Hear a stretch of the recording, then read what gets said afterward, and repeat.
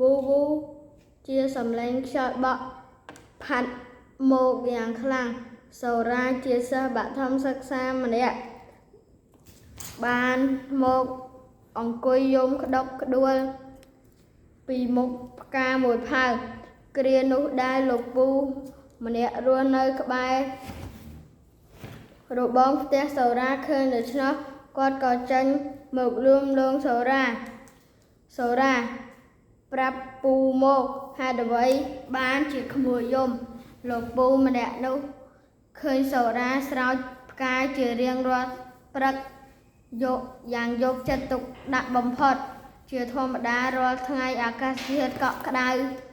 ល្អណាស់បែក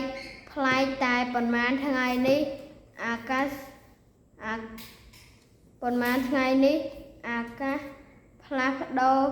ជាត្រជាក់ស្រេបខុសសពដងទើបបណ្ដាលឲ្យដើមផ្ការបស់នាងតូចស្ងួតក្រៀមក្រំឃើញសូរ៉ានៅស្ងៀមដូច្នោះគាត់ក៏បន្តសួរទៅគេទៀតតើក្មួយមានរឿងអ្វីអាចប្រាប់ពូបានទេសូរ៉ាក៏ងក់ក្បាលរួចឆ្លើយតបទាំងសំឡេងអួលឡើងលោកពូផ្ការបស់ខ្ញុំងាប់ហើយតើឲ្យខ្ញុំធ្វើយ៉ាងម៉េចទៅរំពេចនោះគាត់ក៏ស្រាប់តែនឹកឃើញដល់រឿងកាលពីប៉ុន្មានថ្ងៃមុននៅពេលដែលសូរ៉ាស្រោចផ្កាគាត់បានឃើញផ្សែងហុយចេញពី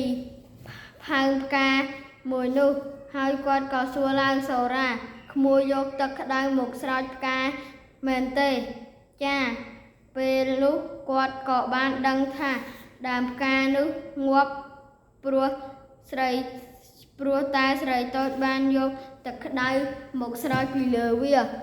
សូរ៉ាហេតុអ្វីបានជាក្មួយយកទឹកក្តៅមកស្រោចពីលើវាដូច្នោះនាងតូចសូរ៉ាយកដៃជូតទឹកភ្នែកពីលើថ្នាលរួចតបឡើងព្រោះតែប៉ុន្មានថ្ងៃនោះអាកាសធាតុត្រជាក់ខុសធម្មតាខ្ញុំខ្លាចដើមផ្កាមួយនេះរងាពេលស្ដាប់សូរ៉ារៀបរាប់រួចគាត់អង្អែលក្បាលនាងតិចដោយសេចក្តីអាណិតអាសូរព្រមទាំងគិតក្នុងចិត្តតែឯងថាត្បិតថាផ្កាមួយដើមនេះស្លាប់ទៅហើយក៏ដោយប៉ុន្តែវាក៏ងងដឹងពីទឹកចិត្តដ៏ស្មោះត្រង់របស់ស្រីតូចម្នាក់នេះមិនខានឡើយមនុស្សដែលមានចិត្តស្មោះត្រង់និងល្អប្រពៃចំពោះអ្នកដទៃទោះបីជាជ្រុលជ្រោះប្រព្រឹត្តខុសដោយអចេតនានាក្តីគេនៅតែទទួលបានក្តីសនុត